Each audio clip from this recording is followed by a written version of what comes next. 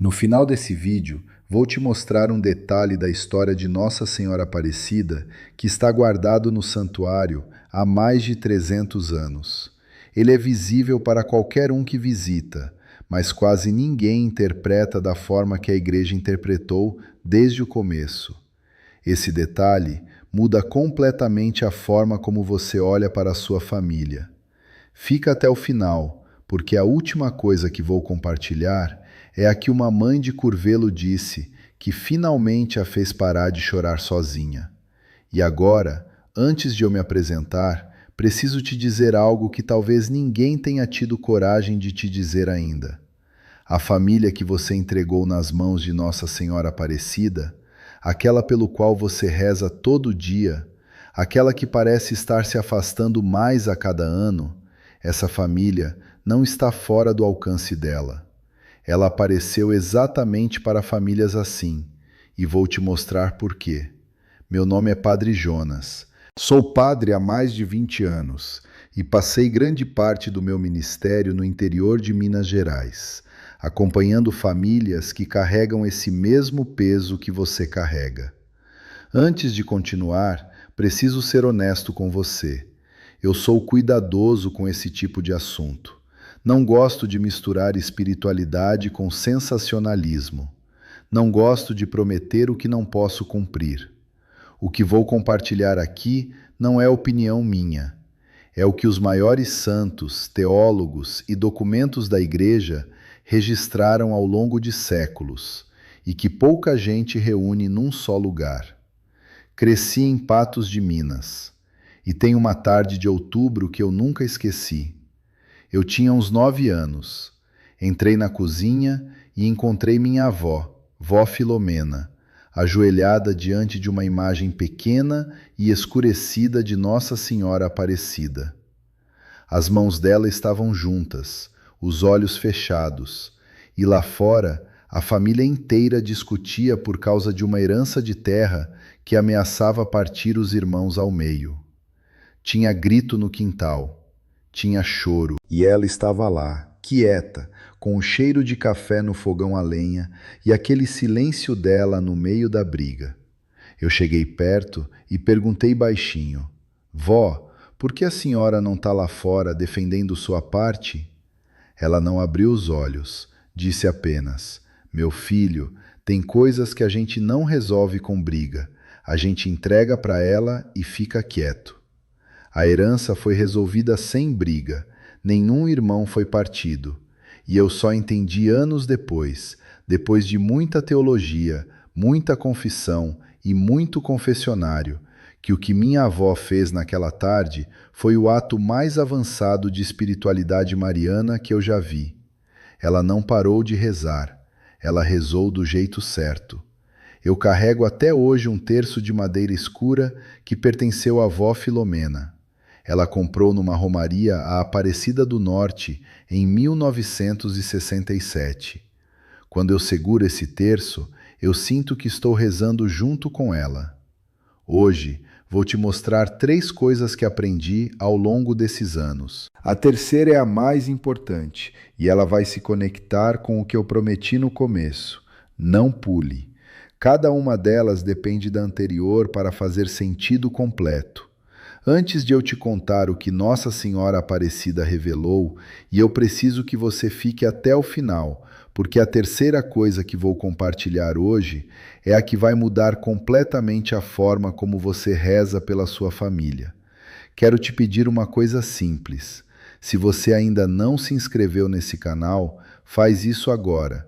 Não é por mim, é porque toda semana eu trago uma mensagem como essa, e quero que ela chegue até você sem você precisar me procurar. E se esse tema já tocou alguma coisa no seu coração, só de ler o título, deixa um like agora. É a sua forma de dizer: Padre Jonas, eu preciso ouvir isso, e eu preciso saber que devo continuar. Agora, antes de ir para a primeira revelação, preciso que você entenda o mecanismo por trás de tudo isso. Em 3 de julho de 1980, São João Paulo II visitou o Santuário Nacional de Aparecida e disse ao povo brasileiro reunido algo que ficou registrado nos documentos pontifícios da Livraria Editrite Vaticana. Ele disse que o Brasil tem uma vocação mariana não porque é perfeito, mas porque é um povo que aprendeu a levar suas feridas para os pés de Maria. Ele disse que Nossa Senhora Aparecida não escolheu o rio Paraíba por ser um rio nobre, escolheu porque era onde as redes voltavam vazias. E é exatamente onde as redes voltam vazias que ela ainda aparece. Deixa eu te contar sobre Dona Conceição de Fátima Ribeiro, de Curvelo, Minas Gerais. Ela tem 68 anos, é viúva há 11 e tem 3 filhos. Marcos, 44 anos, separado, mora em Belo Horizonte e visita a mãe 2 vezes por ano quando muito. Cláudia, 41 anos, casou fora da igreja com um homem que Dona Conceição nunca aprovou. Os netos não foram batizados. E Rodrigo, 38 anos, caçula, perdeu um filho recém-nascido há 6 anos e disse para a mãe que se Deus existisse, não teria deixado aquilo acontecer. Eles não falam sobre religião desde então. Dona Conceição reza o terço toda manhã às 6h30, ajoelhada no quarto, antes do café. Vai à missa todo domingo e toda quarta.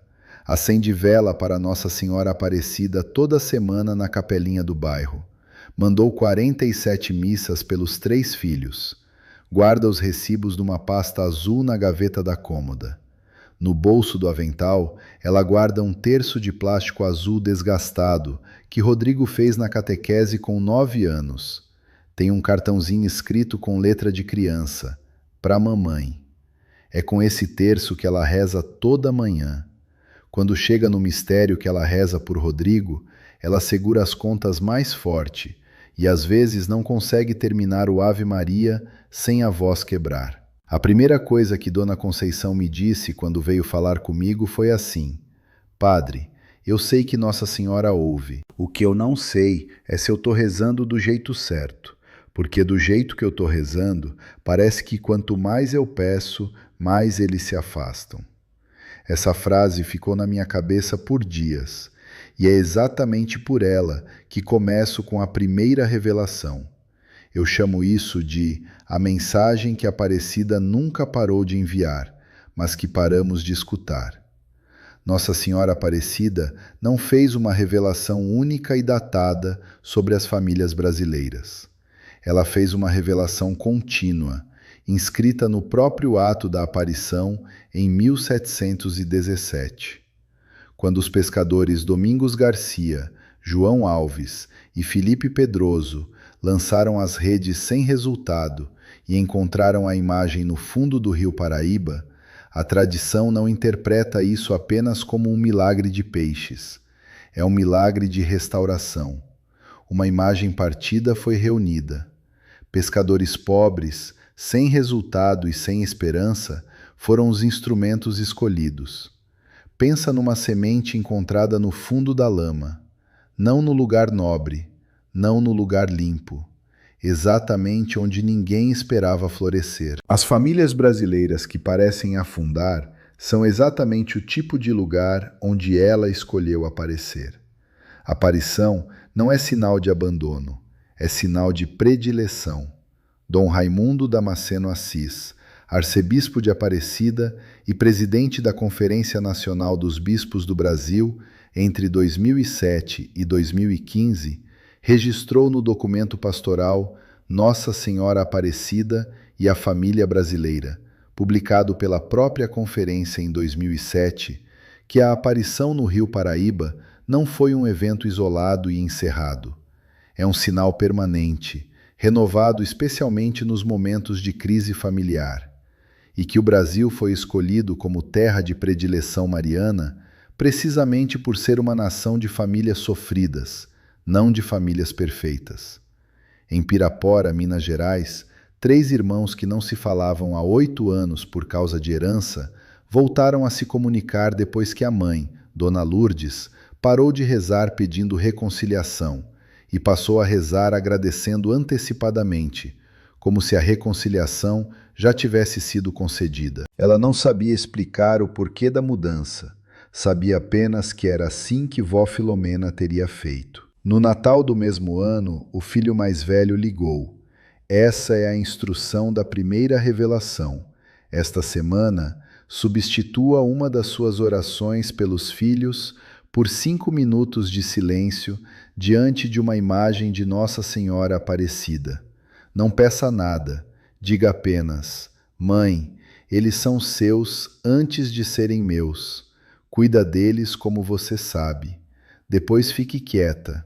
Não avalie, não meça, não espere sinal imediato. Eu sei o que você está pensando, mas se eu não pedir, quem vai pedir por eles? Nossa Senhora já está intercedendo. Ela não precisa do nosso lembrete. O que ela precisa é da nossa confiança. Quando pedimos com ansiedade, não estamos acrescentando força à oração. Estamos expressando desconfiança na capacidade dela de agir. E ela age melhor quando a deixamos agir.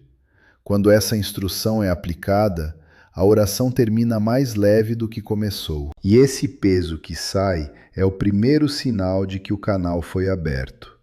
Antes de ir para a segunda revelação, preciso te mostrar o que aconteceu com Dona Conceição antes de ela me procurar. Ela estava fazendo exatamente o que parecia certo. Rezava mais, mandava mais missas, pedia mais intercessão. E sentia que quanto mais rezava, mais o peso aumentava, mais os filhos se afastavam. Era como se o esforço estivesse produzindo o efeito contrário. Ela precisava entender por quê, e é isso que a segunda revelação explica. Eu chamo isso de o erro piedoso que está bloqueando a graça na sua família.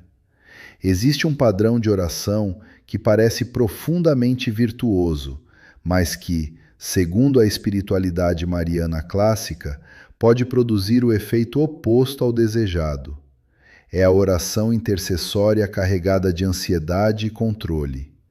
É a mãe que reza pelos filhos, mas que, no fundo, está rezando para que os filhos façam o que ela quer que eles façam, e não para que Deus faça o que Ele quer fazer neles. Pense em tentar empurrar água morro acima com as próprias mãos.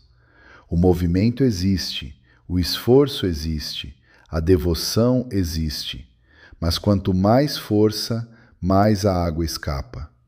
A graça flui na direção do abandono, não do controle. O que torna isso tão difícil de perceber é que parece virtude. A mãe está rezando, está acordando cedo, está indo à missa, está mandando intenções. E por dentro está apavorada, calculando, controlando. Rezando um terço, enquanto mentalmente está administrando a vida do filho. Essa dualidade entre ato devoto e intenção ansiosa é o que São Luís Maria Grignon de Montfort identificou como o tipo mais sutil de devoção falsa.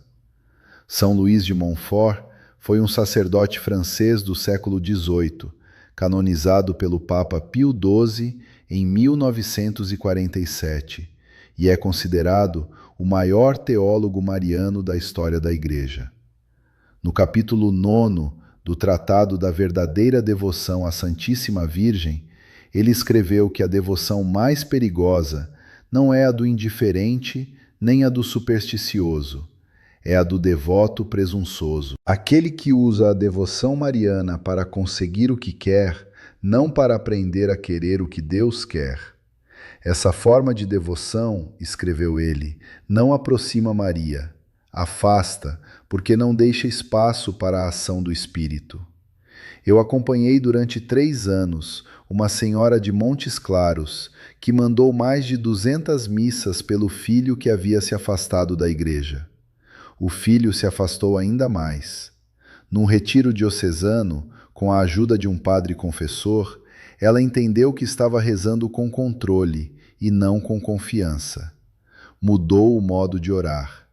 2 anos depois, o filho pediu para batizar o próprio filho, e foi ele quem escolheu o nome, João, em homenagem ao avô que a mãe sempre citava nas orações. A instrução da segunda revelação é esta: antes de cada oração pelos filhos, faça uma pergunta em silêncio. Estou pedindo que Deus haja neles ou estou pedindo que eles façam o que eu quero? Se for o segundo, reformule a oração antes de começar. Senhor, faz em nome do Filho o que tu quiseres fazer. Eu confio que é melhor do que o que eu pediria. Isso vai exigir esforço real, especialmente nos primeiros dias. O instinto vai ser voltar ao pedido de controle. Mas Jesus disse isso explicitamente no Sermão da Montanha, em Mateus, capítulo 6, versículo 8. Vosso Pai sabe do que necessitais, antes que lhe peçais. A oração específica é legítima e bela.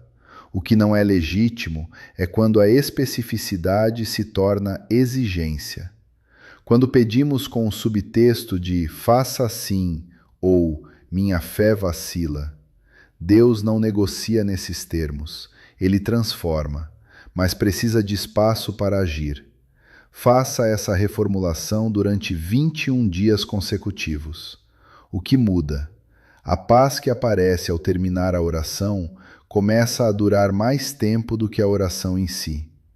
Dona Conceição aplicou essa instrução e me disse depois: a primeira semana foi a mais difícil que eu tive em muitos anos de oração, porque largar o controle doeu mais do que eu esperava. Mas no 10º dia, algo cedeu, e a oração começou a terminar diferente. Agora chegamos ao que eu prometi no início. Antes de eu entregar o que guardei para o final, preciso te fazer uma pergunta. Se você se identificar em 3 ou mais desses sinais que vou descrever, essa terceira revelação é diretamente para você. O primeiro sinal: você reza pelos seus filhos todos os dias, mas termina a oração com mais peso do que quando começou. Como se rezar não aliviasse, mas aumentasse a angústia. O segundo sinal: você sente que precisa aumentar a quantidade de orações para compensar a falta de resultado. Mais terços, mais novenas, mais missas mandadas. Como se Deus só ouvisse quando o volume sobe. O terceiro sinal: quando alguém te diz confiar em Deus e deixar nas mãos dele, você sente uma raiva sutil por dentro, porque confiança parece preguiça e você quer fazer mais, não menos. O quarto sinal: você evita falar do assunto com o padre porque, no fundo, tem medo de ouvir que talvez não haja solução. E você prefere não saber a ter a esperança confirmada como ilusão. E o quinto, o mais difícil de admitir, o que ninguém fala em voz alta: você sente mais paz pedindo a outros santos do que pedindo especificamente a Nossa Senhora Aparecida. Não por falta de devoção, mas porque a Aparecida está tão ligada à sua família que rezar a ela é a oração que mais dói.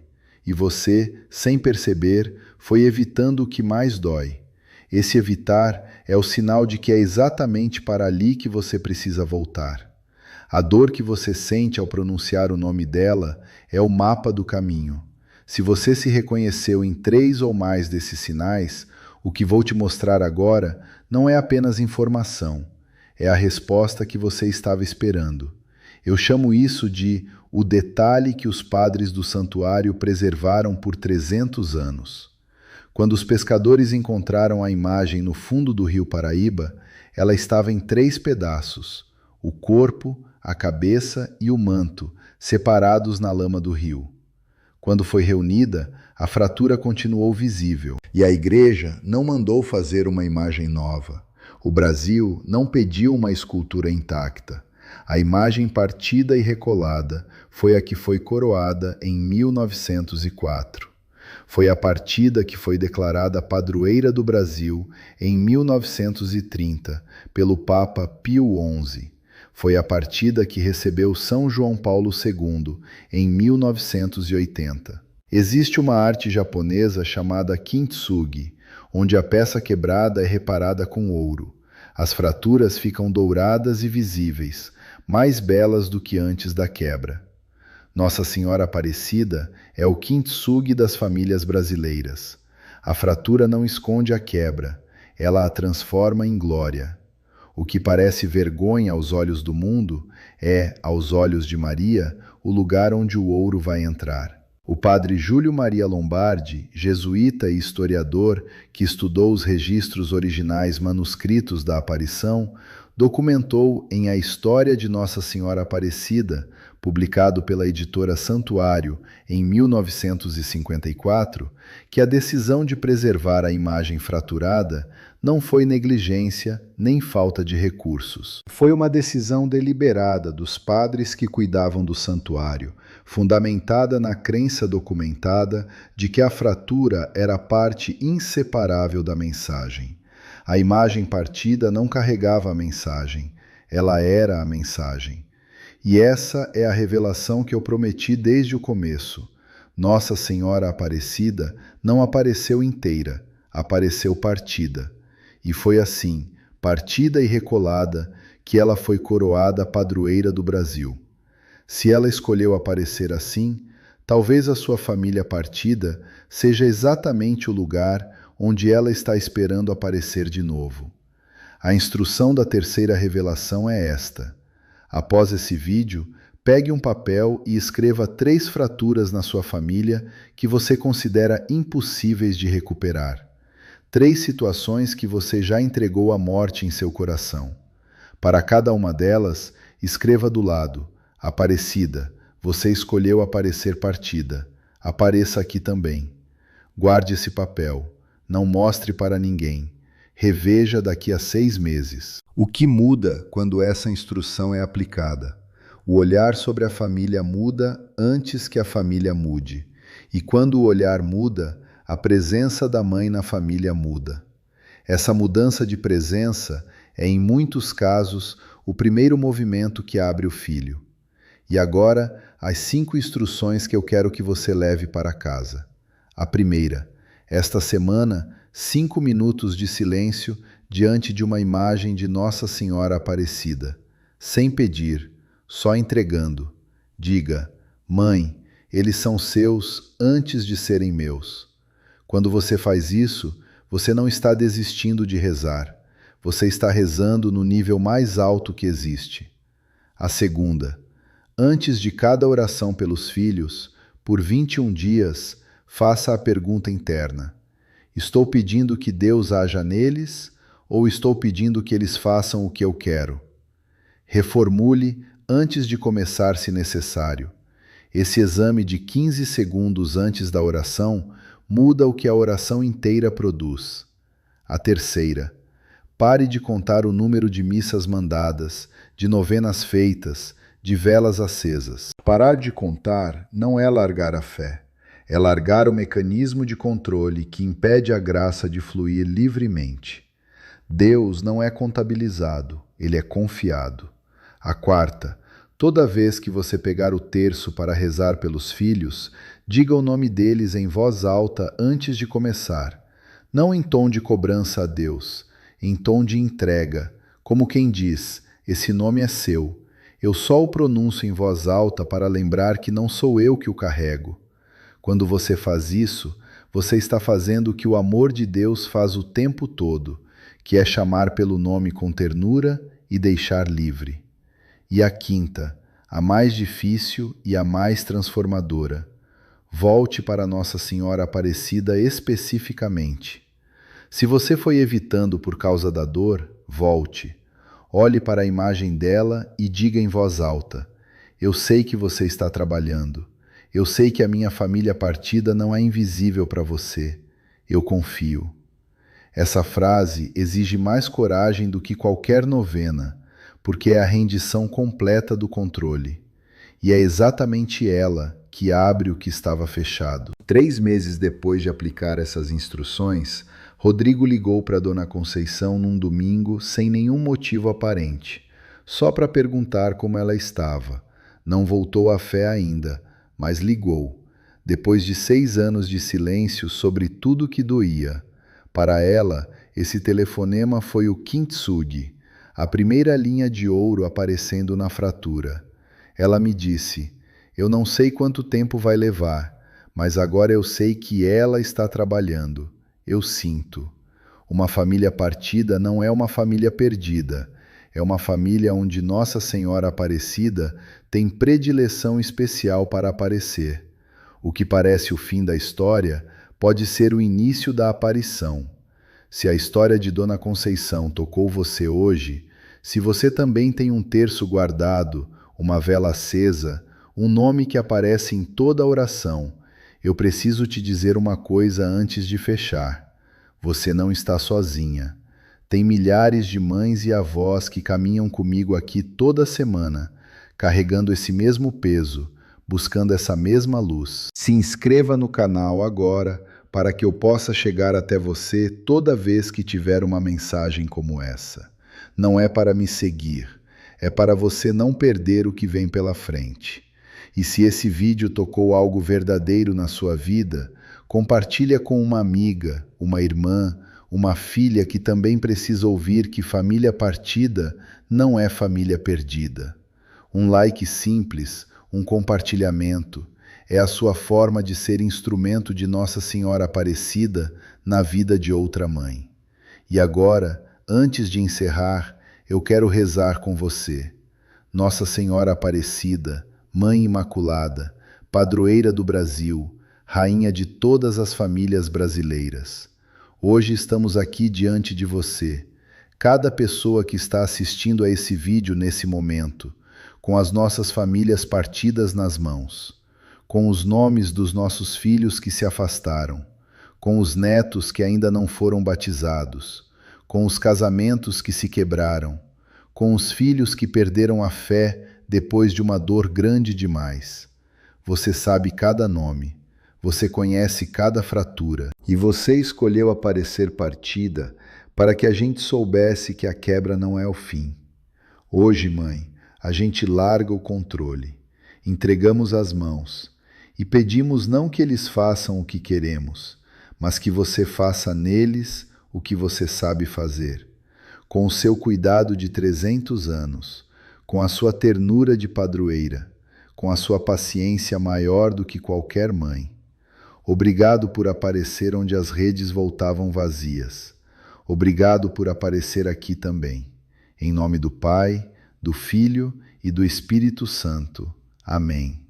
Que Deus te abençoe, que Nossa Senhora te cubra com o manto dela e que você durma essa noite um pouco mais leve do que estava antes de começar esse vídeo.